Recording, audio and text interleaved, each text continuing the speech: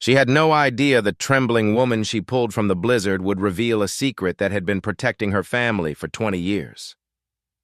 Keisha Williams gripped the steering wheel as her old Honda fought through the worst snowstorm Chicago had seen in decades. She was already running late for her evening cleaning shift, the one that paid $18 an hour instead of her usual $12. Tonight's overtime meant the difference between buying her daughter's fever medicine and keeping the lights on. Through the chaos, a figure caught her eye. An elderly white woman with a white cane had collapsed against a bus stop, clutching wilted flowers to her chest. Her expensive coat was soaked through, offering no protection against the brutal cold. Keisha's heart sank. Stop to help, and she'd lose the $144 her family desperately needed. Drive past, and this woman might not survive the night. What Keisha didn't know was that this 5-minute decision would unlock the mystery of every lucky break her family had ever received and reveal the connection that would change everything. But first, let's understand why this single mother was willing to risk everything to help a stranger, and the mysterious good fortune she never questioned. Keisha's alarm screamed at 5:30 a.m. in her cramped Southside apartment. Maya, her 8-year-old daughter, was curled on the pull-out couch, fever flushed and restless. The radiator clanked ominously, heat that worked only when it felt like it. "Mama, my head hurts," Maya whispered. Keisha pressed her palm to Maya's forehead, still burning hot. The children's Tylenol bottle sat empty on the kitchen counter. She'd used the last dose yesterday. 3 jobs. That's what it took to barely survive in Chicago. Days at Mercy General as a nurse's aide, $14 an hour. Evenings cleaning downtown office buildings, $12 an hour. Weekends at the diner when they'd take her. Her hands were cracked from constant sanitizing, feet swollen from 10-hour shifts. The bills stacked on her kitchen table told the story. 3 months behind on rent, electricity notice threatening disconnection tomorrow, Maya's prescription copy she couldn't afford. But here's what Keisha never understood. Why did good things sometimes just happen to them? 2 years ago, an anonymous scholarship appeared out of nowhere, covering her nurse's aide certification. The letter said she'd been randomly selected.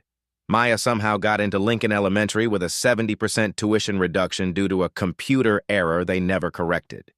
Medical bills occasionally disappeared with notes about new hospital policy. Keisha kept these mysteries to herself.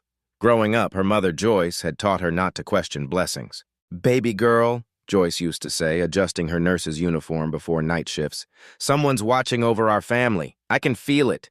When that help comes, you just say thank you and pass it forward." Joyce Williams had been everything to Keisha, single mother, nurse, and the kindest person she'd ever known. Cancer took her 6 years ago, but her words lived on in Keisha's heart. "Help people when they need it," Keisha now taught Maya, using the exact phrase Joyce had drilled into her. That's just what you do, even when helping hurt, even when they had nothing to spare. Last month, Keisha gave her lunch money to the homeless veteran outside the hospital. She'd eaten crackers from the break room instead. Maya never knew. Tonight was supposed to be different. The cleaning supervisor had called with overtime. $18 an hour instead of $12. 4 hours would mean $144. Enough for Maya's medicine, enough to keep the lights on. Maya's fever spiked again. She needed medicine tonight, not tomorrow. Keisha checked her wallet. $37. Not enough for the antibiotics Dr. Martinez had prescribed. The irony wasn't lost on her. She spent her days caring for other people's families at the hospital, but couldn't afford to properly care for her own daughter. Her phone buzzed. Mrs. Rodriguez from upstairs. "Mia, I can watch Maya tonight if you need to work." Keisha glanced at her daughter, then at the overdue electricity notice. Maya needed her here, but they also needed that overtime money. The blessing and curse of being a single mother, every choice carried impossible weight. She gathered Maya's fever medicine, the generic kind that barely touched her temperature, and kissed her burning forehead. "Mama has to work tonight, baby. Mrs. Rodriguez will check on you." Maya nodded weakly. At 8 years old, she already understood sacrifice. The drive to work was treacherous. Her 2008 Honda with 180,000 miles struggled through the mounting snow. The gas gauge hovered near empty. She'd put in $10 that morning, hoping it would last the week. But as she turned onto Michigan Avenue, Keisha felt her mother's presence. Joyce had worked through storms like this, had chosen helping others over personal comfort every single day. The hospital where Joyce spent her final years still had her photo in the staff memorial hallway. Joyce Williams, RN, she made everyone feel loved. Keisha walked past it every day, drawing strength from her mother's example. What Keisha didn't know was that her mother's kindness had already changed her life in ways she couldn't imagine. 20 years ago, Joyce Williams had saved someone's life during a winter storm, someone who never forgot, someone who had been quietly watching over Joyce's daughter ever since. The anonymous scholarship that put Keisha through school? Not random. Maya's miraculous tuition reduction? Not a computer error. Those medical bills that mysteriously vanished? Not hospital policy. Someone had been protecting the Williams family from the shadows, waiting for the right moment to reveal themselves. Tonight, in the worst blizzard in decades, that moment was about to arrive. Keisha drove through the storm, unaware that she was heading toward a collision with destiny. In her pocket, she carried $37 and her mother's wisdom. In her heart, she carried the unshakable belief that helping others was always the right choice, no matter the cost. The storm was about to test that belief in ways she never imagined. But first, she had to spot a stranger in need. That same evening, while Keisha struggled with impossible choices, Eleanor Harrison was completing her most sacred annual ritual, one that would soon collide with destiny. Every February 15th for 20 years, Eleanor made the same journey. From her Gold Coast mansion to Graceland Cemetery on the south side, carrying white roses and a letter written in Braille. Today's letter, like all the others, began the same way. Dear Joyce, thank you for saving my life. Eleanor Harrison, 73 years old and completely blind, navigated the world through sound, touch, and an unshakable faith in human kindness. The faith that Joyce Williams had restored 20 years ago during the worst night of Eleanor's life. Before the accident, Eleanor had been building Harrison Enterprises into Chicago's premier medical technology company. She was driving home late from a board meeting when an 18-wheeler ran a red light.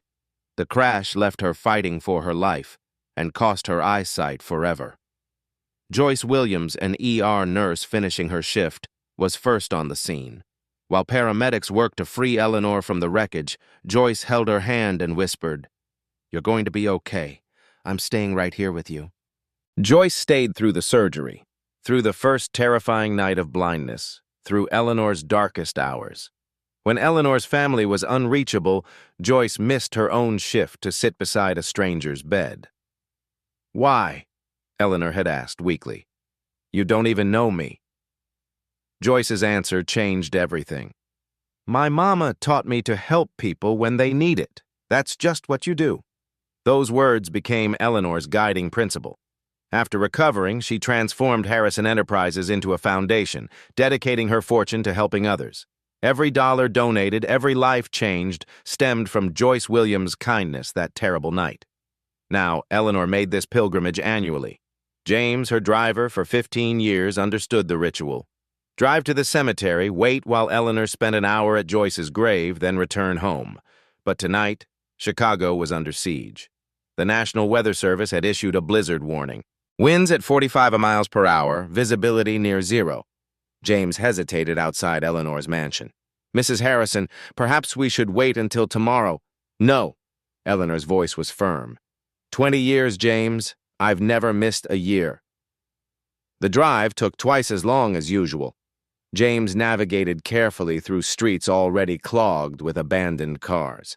At the cemetery, Eleanor insisted on walking to Joyce's grave alone, guided by her white cane and 20 years of practice. She knelt in the snow, placed the roses against Joyce's headstone, and read her letter aloud in the howling wind. "Joyce, your daughter Keisha is beautiful and kind, just like you. She's struggling, but she doesn't know I'm watching over her. She works 3 jobs, just like you did. She puts others first, just like you taught her. I see you in everything she does." Eleanor had been following Keisha's life from a distance. The anonymous scholarships, the tuition assistance, the medical bills quietly paid. All of it was Eleanor's way of honoring Joyce's memory. "I wish I could tell Keisha about us," Eleanor whispered to the stone. But how do you explain to someone that their mother's kindness saved a stranger who became their guardian angel? The wind picked up, cutting through Eleanor's expensive coat. She should have listened to James about the weather. Standing to leave, Eleanor heard James calling from the car, but the wind scattered his words. She followed the sound but got turned around in the whipping snow. Her cane tapped frantically, searching for the familiar path. 20 minutes passed, then 30. Eleanor's hands were numb, her coat soaked through. She'd somehow wandered beyond the cemetery gates. But which direction was home? Her phone was dead. She'd forgotten to charge it. The cold was seeping into her bones, making her confused and disoriented. She stumbled forward, hoping to find shelter. A bus stop. Eleanor collapsed against it, clutching Joyce's roses to her chest. The irony wasn't lost on her. She might die in a storm, just like the night Joyce had saved her. "Joyce," she whispered into the wind, "if you can hear me, please, send someone, anyone." The cold was winning. Eleanor felt herself fading, just like 20 years ago. But this time, there was no Joyce Williams to save her. Or was there? Through the storm, headlights cut through the darkness. A car was approaching, moving slowly through the treacherous conditions. Eleanor tried to call out, but her voice was lost in the wind. She could only hope the driver would see her. Inside that car, Keisha Williams was making the same drive her mother had made thousands of times, rushing to help others, putting service before self, carrying forward a legacy she didn't even know existed. The daughter was about to save the woman her mother had saved 20 years before. But Keisha had no idea that stopping would unlock the secret that had shaped her entire life. In that moment, as destiny held its breath, the daughter of Joyce Williams was about to save the woman her mother had rescued 20 years before. Without knowing, their lives were already intertwined. Keisha's headlights swept across the bus stop. Something moved in the shadows. She slowed down. Through the windshield, she saw an elderly woman collapsed against the shelter, a white cane fallen beside her, flowers scattered in the snow. Maya's fever, the overtime money, the electricity bill, none of it mattered. Keisha pulled over, hazard lights flashing. "Ma'am?" She rushed through the knee-deep snow. "Can you hear me?" The woman was conscious, but shivering violently. Her lips were blue, skin pale as the snow around her. Hypothermia, Keisha recognized the signs from her hospital training. I'm lost," the woman whispered. Her eyes were clouded white, completely blind. "I was visiting someone at the cemetery. My driver, I can't find it." "Don't worry, I'm a nurse's aide. I'm going to help you." Without hesitation, Keisha slipped her arms under the woman's shoulders. The stranger was lighter than expected, fragile like a bird. Her expensive coat was designer quality, but useless against Chicago's fury. "What's your name?" Keisha asked, helping her toward the car. Eleanor Harrison." The name meant nothing to Keisha. She focused on getting Eleanor warm, cranking the heater to maximum, wrapping her own jacket around the shivering woman. "Eleanor, I need you to stay awake, okay? Talk to me." As they drove toward Mercy General, Eleanor studied Keisha's voice, something familiar, something that stirred memories she'd carried for 20 years. "You said you're a nurse?" "Nurse's aide. I work at the hospital we're going to."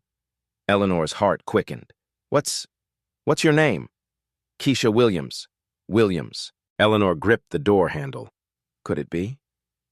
"Your mother, was she—" "A nurse, yes.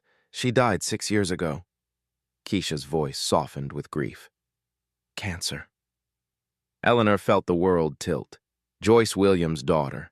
After all these years of watching from afar, here was Keisha, saving her life just as Joyce had done. "I'm sorry for your loss," Eleanor managed, her voice thick with emotion Keisha couldn't understand. At the hospital, Keisha didn't just drop Eleanor off. She stayed through triage, translated medical terms, and held her hand during the examination. "Mild hypothermia," Dr. Carter confirmed.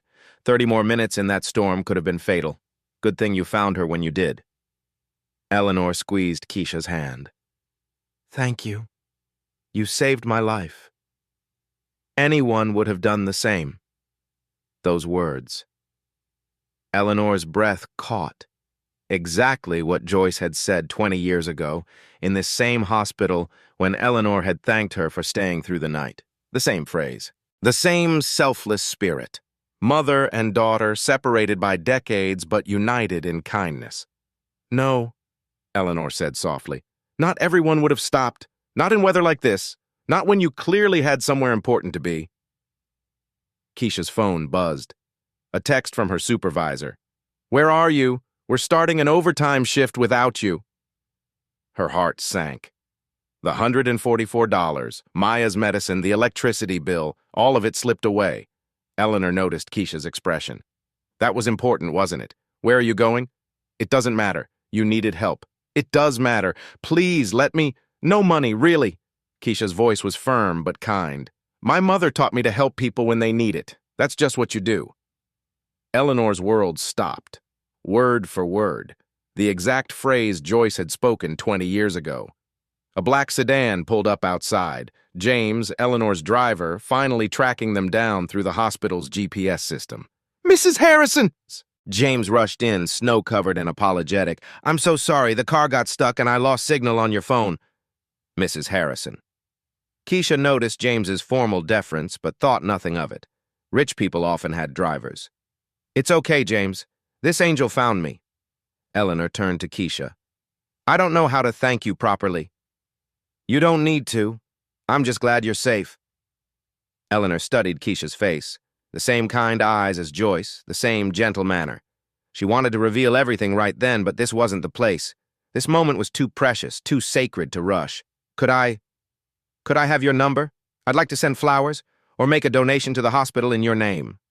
Keisha hesitated. That's really not necessary. Please, it would mean everything to me. Something in Eleanor's voice made Keisha relent. She wrote her number on a hospital slip. As James helped Eleanor toward the exit, she turned back. Keisha? Yes? Your mother raised an extraordinary daughter. I hope you know that. Before Keisha could ask how Eleanor knew anything about Joyce, they were gone into the storm. Driving home through the empty streets, Keisha's phone showed 3 missed calls from her supervisor. The overtime shift was over. The money was gone. But Maya's fever had broken when Keisha walked through the door. Mama! Maya sat up on the couch, eyes clearer than they'd been in days. I feel better, Mrs. Rodriguez smiled from the kitchen. She turned around about an hour ago. Fever just disappeared, like magic. Keisha hugged her daughter, breathing in the scent of her hair. Maybe losing the overtime money didn't matter. Maya was okay. That was enough. She tucked Maya into bed and noticed Joyce's photo on the nightstand. The same kind eyes Eleanor had commented on. What would you think about tonight, Mama? Keisha whispered to the picture. Was I right to stop? In the quiet apartment, she could almost hear Joyce's voice. Baby girl, kindness is never wrong. You'll see. 20 miles away in her Gold Coast mansion, Eleanor couldn't sleep. She held the hospital slip with Keisha's number, tears streaming down her cheeks. Tomorrow she will call her son Michael in New York. Tomorrow she would set in motion the plan she'd been preparing for 20 years. Tomorrow she would finally repay the debt that had shaped her entire life. But tonight, she simply marveled at the miracle of it all. Joyce Williams had raised her daughter exactly right, and now Eleanor finally had the chance to honor that legacy properly. The storm was ending, and for the Williams family, everything was about to change. What happened next would plant the seed for a revelation that would shatter everything Keisha thought she knew about her family's lucky breaks. Eleanor insisted that James drive Keisha home. It's the least I can do, she said, though both women knew it was much more than that. The black sedan felt like stepping into another world.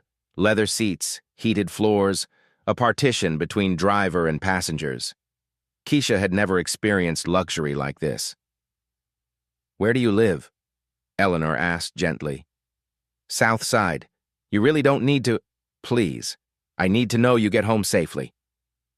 As they drove through the storm, Eleanor studied every detail of Keisha's voice, her mannerisms, the way she spoke about Maya with such fierce love. Joyce lived on in her daughter, the same selflessness, the same grace under pressure. When they reached Keisha's apartment building, Eleanor's heart clenched. The rundown 3-story walk-up with peeling paint and broken security lights. This was where Joyce Williams' daughter lived. This was what Eleanor's 20 years of secret assistance had left her with. Not enough. Nowhere near enough. Keisha, please, come up with me for just a moment. Eleanor's mansion sat 15 minutes away in Gold Coast, a world apart from Keisha's neighborhood. Through the car window, Keisha stared at the iron gates, the circular driveway, the limestone facade that spoke of old Chicago money. I can't. This is too much. Maya's waiting. 5 minutes, please. Inside, Eleanor moved through her home with practiced ease despite her blindness. Every piece of furniture, every corner memorized. She guided Keisha to the sitting room where a fire crackled in the marble fireplace. "You live here alone?" Keisha asked, awed by the oil paintings, the crystal chandelier, the view of Lake Michigan through floor-to-ceiling windows. "Mostly. My son Michael lives in New York. He runs the tech side of our business." Eleanor settled into her chair. "Keisha, I want to give you something." She opened a carved wooden box and withdrew an envelope. "There's $5,000 here, for your daughter's medical expenses for whatever you need. Keisha stepped back. "I can't take that. Please, you saved my life. I did what anyone would do, what my mother taught me." Keisha's voice was steady. "She used to say that helping people when they need it. That's just what you do. Not for money, not for rewards, because it's right." Eleanor's hands trembled as she held the envelope. Word for word, Joyce's philosophy. The same moral compass passed from mother to daughter. "Your mother sounds like she was a remarkable woman." "She was." Keisha's eyes misted. "She worked double shifts at the hospital to keep us afloat. Never complained, always found ways to help other people, even when we had nothing. Tell me about her." For the next few minutes, Keisha shared memories.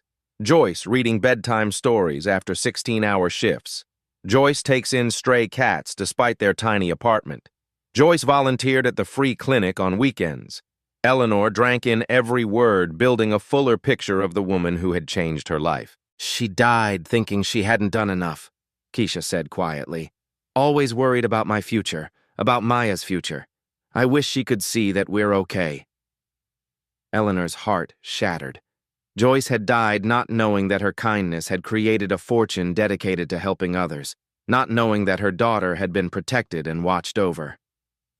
"Keisha, I believe your mother knows exactly how her daughter turned out, and I believe she's very proud."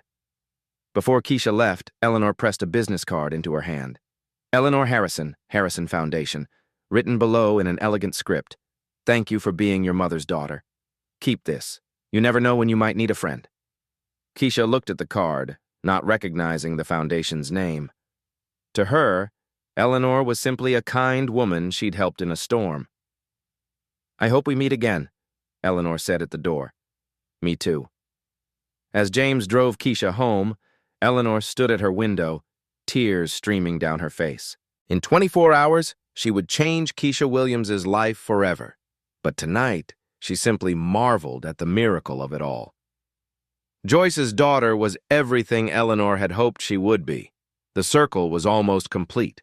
Over the next few days, small signs began appearing that this wasn't just any ordinary rescue, and Eleanor Harrison wasn't just any ordinary grateful stranger. The flowers arrived first. 24 white roses with a card written in Braille and English. "Thank you for being the light in the storm, E.H." Maya pressed her nose to the petals. "Mama, these are the fancy kind from the rich flower shop downtown. Mrs. Rodriguez showed me when we walked by." Keisha studied the elegant arrangement. She'd never received flowers this expensive. The delivery man had treated them like they were made of gold. That evening, the local news ran a brief segment that caught Keisha's attention. Prominent Chicago philanthropist Eleanor Harrison was rescued from last night's blizzard by a Good Samaritan. Harrison, who heads the city's largest private foundation, was reportedly visiting a grave when the storm struck. Keisha nearly dropped her coffee mug. Eleanor Harrison, Foundation. The same woman she'd helped? She pulled out the business card Eleanor had given her. Harrison Foundation. Her fingers traced the elegant lettering. What kind of foundation? A quick Google search made her head spin. The Harrison Foundation had donated over $500 million to Chicago area causes, medical research, education programs, emergency assistance for families in crisis. The woman Keisha had pulled from a bus stop was worth, she couldn't even process the numbers. Her phone rang. Unknown number. "Miss Williams, this is Margaret from Eleanor Harrison's office." Keisha's heart pounded. "Is she okay?" Oh, yes, she's wonderful, thanks to you. Mrs. Harrison would like to invite you to lunch tomorrow. She has something she'd like to discuss with you. What kind of something? She'll explain everything when you meet. Would Saturday at noon work? The Peninsula Hotel downtown? Keisha looked around her cramped apartment. The Peninsula Hotel was where celebrities stayed, where business deals worth millions were made. I don't think I belong there. Mrs. Harrison specifically requested you, Miss Williams. She said it was very important. After hanging up, Keisha stared at Eleanor's business card.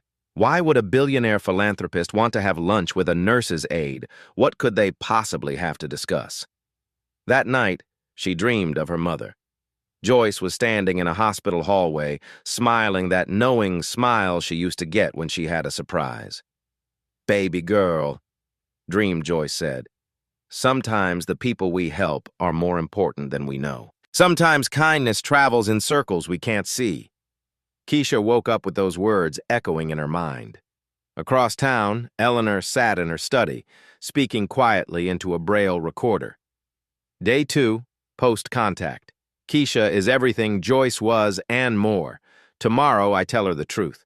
Tomorrow, I finally repay the debt that has defined my life. She paused, touching a framed photo she couldn't see but had memorized through her fingertips. Joyce Williams in her hospital scrubs, smiling. Tomorrow, Joyce, your daughter learned she was never alone. What Keisha discovered at that lunch would shatter everything she thought she knew about kindness, destiny, and the mysterious good fortune that had followed her family for 20 years. But the lunch never happened. Saturday morning, as Keisha stood in front of her closet trying to find something appropriate for the Peninsula Hotel, Maya called from the kitchen. "Mama, there's fancy cars outside." Keisha looked out the window and froze. 3 black Mercedes sedans were parked in front of her building. Men in dark suits stood beside them, and she could see Eleanor Harrison being helped from the middle car. But Eleanor wasn't alone. A tall man in an expensive navy coat emerged from the lead vehicle. Mid-40s, confident stride, the kind of presence that commanded attention. Even from 3 floors up, Keisha could tell he was someone important. Her doorbell rang. Heart pounding, Keisha buzzed them up. She could hear Mrs. Rodriguez opening her door down the hall, probably wondering what kind of movie was being filmed in their building. The knock came softly, respectfully. Keisha opened the door to find Eleanor standing beside the most well-dressed man she'd ever seen in person. His smile was warm, but his eyes were intense, studying her face like he was solving a puzzle. "Keisha," Eleanor said, her voice thick with emotion. "I hope you don't mind us coming here. There's something I need to tell you, something I should have told you 48 hours ago. This is my son, Michael Harrison." Michael stepped forward, extending his hand. "Miss Williams, my mother has told me everything about the other night. I wanted to thank you personally." His handshake was firm, genuine. But there was something else in his expression. Recognition? Sadness? "Please," Keisha managed. "Come in." As they settled in her small living room, Maya peeked around the corner, eyes wide at their elegant visitors. "Maya, baby, say hello to Mrs. Harrison and Mr. Harrison." Maya approached shyly. Eleanor's face lit up as she heard the little girl's footsteps. "Hello, Maya. Your mama saved my life. Did you know that?" Maya nodded solemnly. "Mama says helping people is just what you do." Eleanor's breath caught. "Yes, that's exactly right." Michael leaned forward, his voice gentle. "Maya, did your grandmother ever tell your mom stories about her work at the hospital?" Keisha frowned. How did this stranger know about her mother? "Mr. Harrison, I'm not sure what—" "Please," Eleanor interrupted, reaching for Keisha's hand. "Let me tell you a story. 20 years ago, I was driving home from a board meeting. It was February 15th, 1994. A truck ran a red light and nearly killed me." Keisha listened, confused about why Eleanor was sharing this. "I was trapped in my car, bleeding, terrified. The first person to reach me was a nurse finishing her shift at Mercy General. She held my hand, stayed with me through surgery, sat by my bed all night when my family couldn't be reached." Eleanor's voice broke. "That nurse saved my life. And when I tried to thank her, tried to give her money, she said the same thing Maya just said.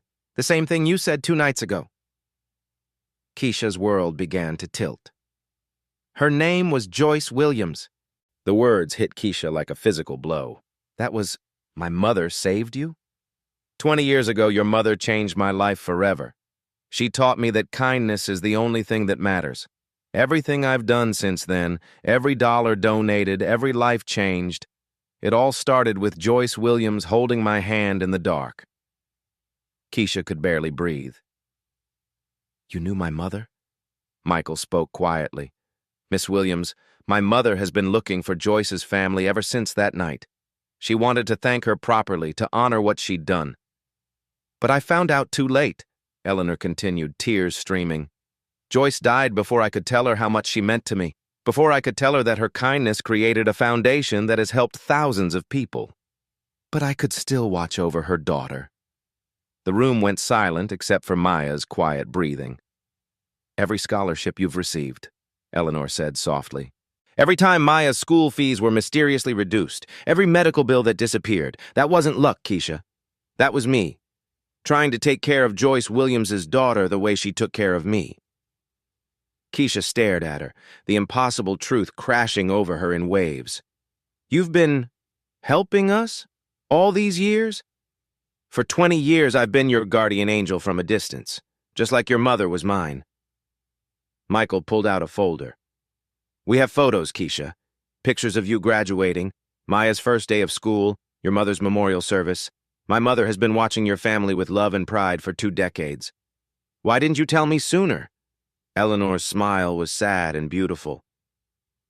How do you walk up to someone and say, your mother saved my life, so I've been secretly supporting your family. I was waiting for the right moment, for a sign. And then Tuesday night happened, Michael added. You saved her life just like your mother did. Same storm, same kindness, same beautiful heart. It was like Joyce was speaking through you. Keisha looked at Maya, who was listening with wide eyes, then back at Eleanor and Michael. My mother, she really changed your life that much? She changed everything, Eleanor whispered. And now, if you'll let me, I want to change yours.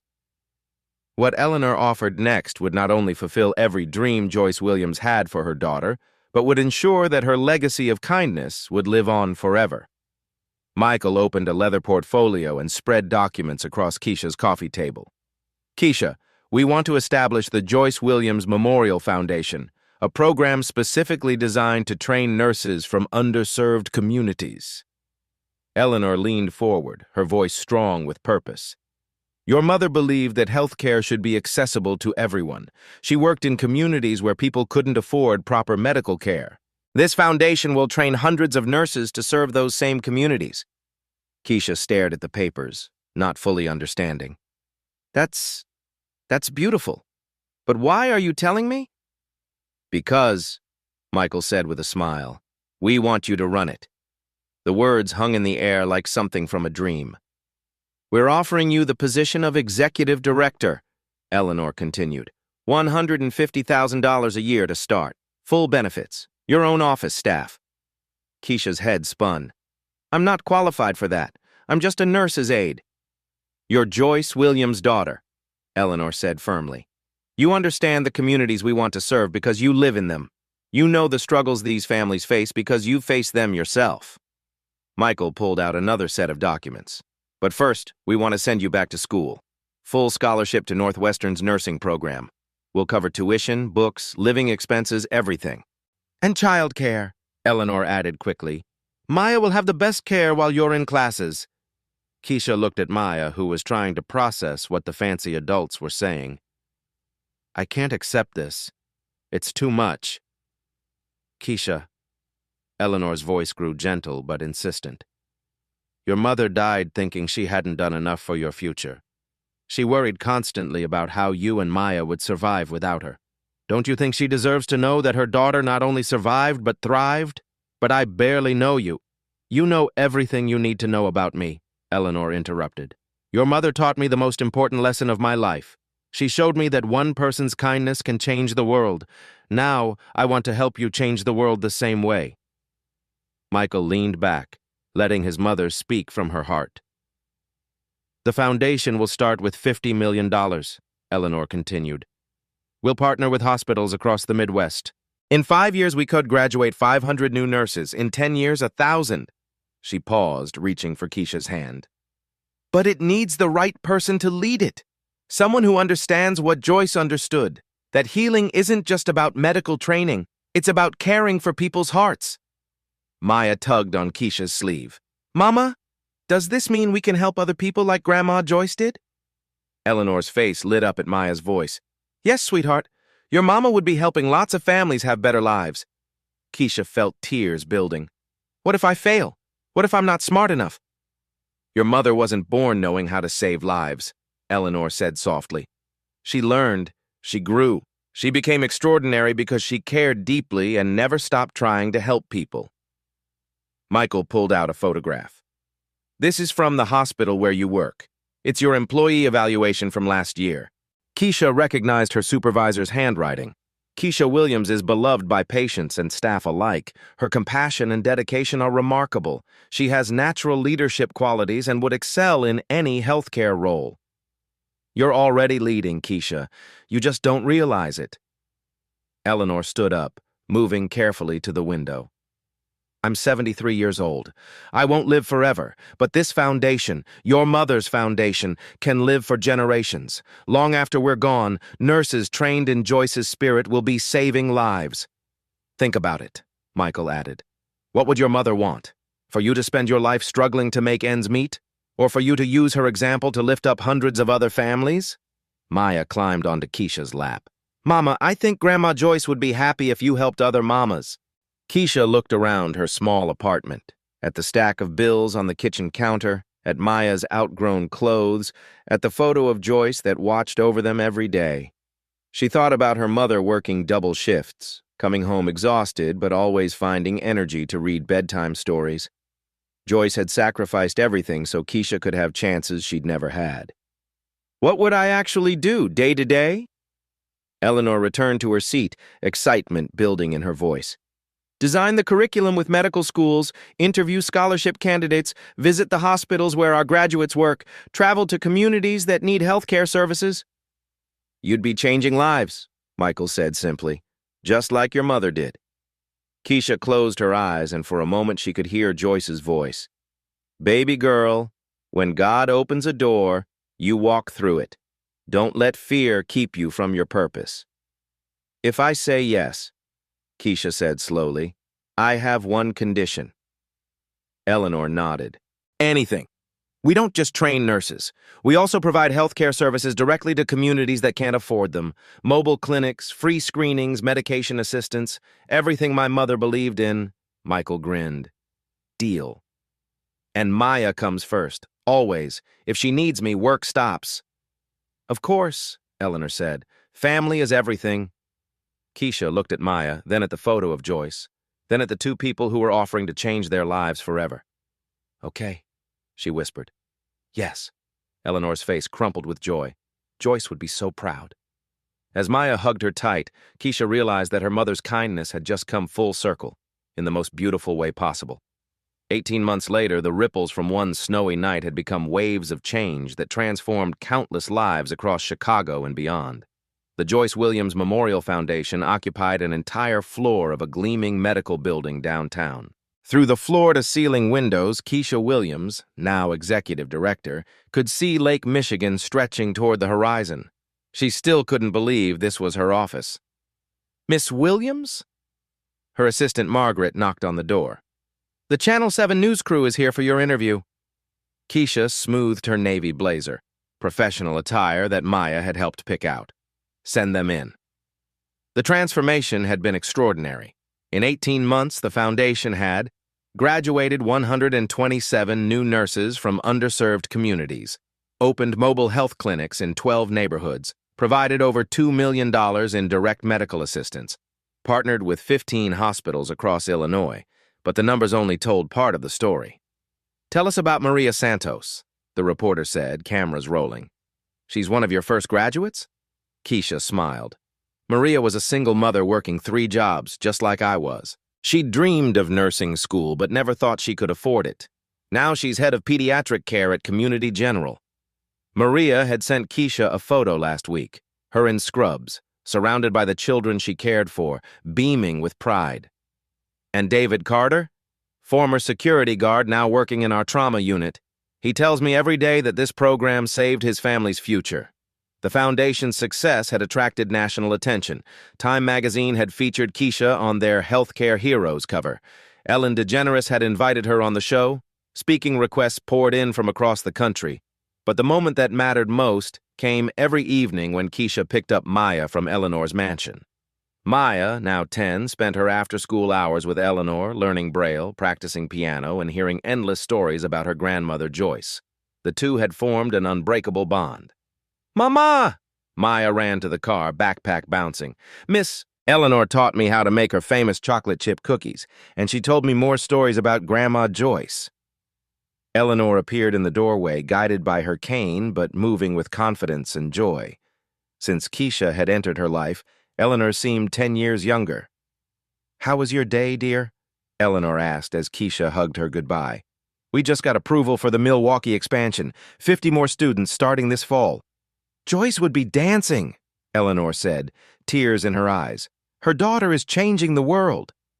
The foundation's impact went beyond individual success stories. Entire communities were being transformed.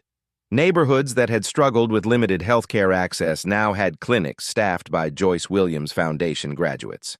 Dr. Patricia Williams, no relation, but she'd chosen to keep the foundation's spirit in her name, ran the South Side Mobile Clinic. "These nurses understand our community," she told the local paper. "They're not just treating symptoms, they're healing families."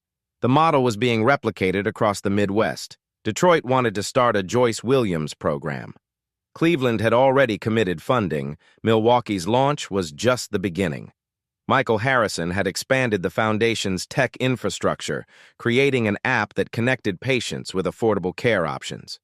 He visited Chicago monthly, proud of what his mother and Keisha had built together. "You know what's remarkable?" he told Keisha during a board meeting. "My mother spent 40 years building Harrison Enterprises, but this foundation, your mother's foundation, has given her more joy than all her business success combined." The foundation's annual gala had become Chicago's premier healthcare fundraising event. Last year, they raised $12 million in a single evening. Maya had presented the keynote speech, talking about her grandmother's legacy. "Grandma Joyce believed that helping people was just what you do," 10-year-old Maya had told the ballroom full of Chicago's elite. "She taught my mama, and my mama is teaching lots of other people. That's how love keeps growing. Not a dry eye in the house." But perhaps the most meaningful moment came on a quiet Tuesday morning when Keisha received a handwritten letter. "Miss Williams, my name is Jennifer Rodriguez. I'm a nurse practitioner now because of your foundation. Yesterday I delivered a baby in our mobile clinic, a healthy little girl. The mother couldn't afford hospital care, but she got everything she needed from us. I thought you should know. That baby's middle name is Joyce. Thank you for making sure your mother's kindness lives on. Jennifer." Keisha kept that letter framed on her desk, right next to the photo of her mother. The circle of kindness was growing larger every day. 3 years after that life-changing blizzard, destiny arranged one final moment that would prove Joyce Williams' legacy was truly eternal. February 15th, the anniversary of Joyce saving Eleanor and Eleanor saving Keisha's future, brought another fierce winter storm to Chicago. Keisha was driving home from the foundation's newest clinic opening when she spotted the familiar scene. A young Latina woman stranded beside her broken-down car, a toddler crying in the back seat, snow swirling around them in the growing darkness. Without hesitation, Keisha pulled over. "Ma'am, are you okay?" The woman looked up, tears freezing on her cheeks. "My car just died. My baby's sick, and I was trying to get to the emergency room." Keisha's nurse training kicked in immediately. The toddler had a high fever but was alert and responsive. Not critical, but definitely needing medical attention. "I'm Keisha Williams from the Joyce Williams Foundation. Let me get you both somewhere warm." As they drove to the nearest clinic, one staffed by foundation graduates, the young mother shared her story. Isabella Morales, 24, working 2 jobs to support her son Diego, no health insurance, scared and overwhelmed. "I don't know how I'll pay for the doctor." "Don't worry about that," Keisha said gently. "Our clinic provides care regardless of ability to pay." At the clinic, Dr. Sarah Carter, one of the foundation's first graduates, examined Diego with the same compassion Keisha had seen in her mother years ago. "Just a viral infection," Dr. Carter assured Isabella. "He'll be fine with rest and fluids." As they prepared to leave, Keisha handed Isabella a foundation brochure. "If you're ever interested in healthcare training, call this number. We have programs for working mothers." Isabella's eyes widened. "You mean I could become a nurse? Your English is excellent. You're clearly dedicated to your family and you care about helping people. Those are exactly the qualities we look for." "But I never finished high school. Neither did my mother when she started. We'll help you with that too." Driving Isabella and Diego home, Keisha felt her mother's presence stronger than ever. This was exactly what Joyce would have done. Not just solve the immediate problem, but open doors to a better future. "Why are you helping me?" Isabella asked. "You don't even know me." Keisha smiled, hearing her mother's words flow through her. "My mother taught me to help people when they need it. That's just what you do." 6 months later, Isabella enrolled in the Foundation's high school completion program. A year after that, she started nursing school. At home that night, Keisha stood before her mother's photo. Maya, now 13 and already volunteering at the Foundation, joined her. "Mama, do you think Grandma Joyce knows about all the people we're helping?" Keisha touched the glass frame gently. "I think she's been watching over every single one of us, baby girl. Her kindness just keeps growing and growing." Outside, snow fell softly on Chicago, covering the city in peaceful white, just like the night that started it all. In a world that often feels cold and disconnected, Keisha and Eleanor's story proves that kindness never dies. It multiplies across generations. Joyce Williams saved a stranger 20 years ago. That single act created a foundation that has now trained over 1,000 nurses and provided health care to countless families. But Joyce never knew the magnitude of what her kindness would create. Today, someone around you needs help. Maybe it's holding a door, stopping in a storm, or believing in someone's potential. Your small act of compassion could be someone's turning point. What legacy of kindness will you start today? How will your moment of choosing love over convenience ripple forward into lives you may never meet? If this story touched your heart, share it with someone who needs to believe in human goodness. Like and subscribe for more stories proving ordinary people create extraordinary change. Remember, you never know when the person you help today might change your world tomorrow. What will your kindness create?